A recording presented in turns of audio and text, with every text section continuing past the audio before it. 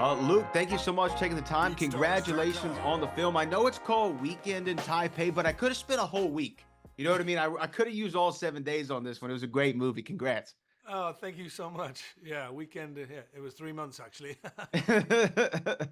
Well, but what I was talking to the director George earlier, and what I loved about this, I've always loved action movies. It's my genre, it's my comfort food, it's what I go to. But what I really loved about this one is it is more layered than what the typical action movie might be. All the characters have more than one layer on them. I mean, the first thing we see from your character is you're asking for a cigarette and you're holding a goldfish. I don't know how you don't read that in a script and go, I'm all the way in. Well, it sort of was. I literally read that scene and I was like, "This is genius." I could see Luc Besson's stamp over the scripts from like the second I turned the page, and George with his Taiwanese and American upbringing, brought so much to it as well. It just, it all just worked. It just worked, and it was. I love that little detail, the detail of him picking up this goldfish, and then the flashbacks and all that stuff. It's very fun. It's really fun, and I enjoyed it. I like John Lawler. I think he's a great guy.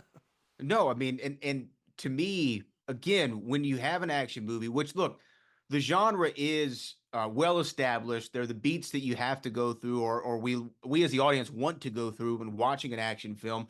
But I'm assuming that having done that before, you're always looking for something a little bit more you can chew on. And the complexity of the characters, having the flashback, and then Sung, who plays such a great villain and a dynamic villain at that, really adds a lot to this movie that isn't in a typical action film. Yeah, you're right. And I think what I like about John is that he's an everyman. He's relatable, right? You get him straight away. He's reached his 40s. He hasn't got married. He hasn't got a kid. He works to lives to work. It's everything he has. He's very good at it. He's not a trained fighter, but if you put him in a kitchen with 20 gangsters, he'll find his way out of it. Um, he looks at life. He takes everything in his stride until this huge thing happens, and all of a Right. sudden, like he's really, he kicked out of gear, and he has to reassess everything in his life and what is his priority and what should he choose to do with this problem or issue that's presented to him. Um, I liked him because I think people will relate to him, and he has got an understated charm. There's humor to him, and I love the line in the car when he goes. My son goes, I thought you were dead. And I was like, well, give your mother 5 minutes and she'll take care of that because she's driving like a lunatic. It's the kind of thing I would say. So it's sort of, yeah, it was very well written and it just jumped off the page. I know you spent a lot of time early in your career on stage, in the theater. And my question is, in the theater, you have to have a very physical performance. It's not only about dialogue, it's about projecting to the back row, making sure every emotion is seen by everybody in that theater. And I'm wondering if that skill translates into an action film, to whereas not so much for the dialogue, but for the physicality of the performance, you have to use your body in order to tell a story without the dialogue. Yeah. And I think what's really, when I do fight sequences or you do action movies, I think it's super important that the character is seen in the physicality of the fights.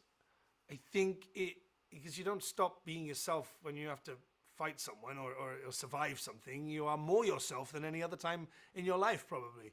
And I loved that we really embraced decisions John would make in a kitchen fight sequence, and really, hang on to that because as an audience, you want to keep seeing that person. You want to see that character, and you want to see them grow, and never should they ever lose them, on screen.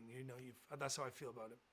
Now, with Kwong, the character Sung who plays him, is such a great villain, and I've always been a James Bond fan for my entire life. And what I always loved about villains is not only are they dastardly, but there's some sort of physical trait in the Bond films that they possess. And I thought that Sung did a great job with the hair and the Yeah, tattoo, and it really translates as kind yeah. of this iconic villain. Now, you have been able to play a protagonist in this film, but an antagonist in others. Is there a preference for you of what's the more fun thing to portray, or do they both have No. their pros and cons? Um, I think you bring the fun in whatever you do. I think, you don't have to be the good guy or the bad guy. I think the fun is in the challenge. The fun is in the representation of what you're taking on, and this job is fun. It's immensely fun, and I love doing it. And every job I do, whether it's a good guy or a bad guy or whatever guy, the challenge is the exciting part. Yeah. Well, this movie was exciting, like I said, from beginning to end. I really, really enjoyed it, and I really appreciate you taking the time to talk to us again. Congratulations. Thank you so much. Take care.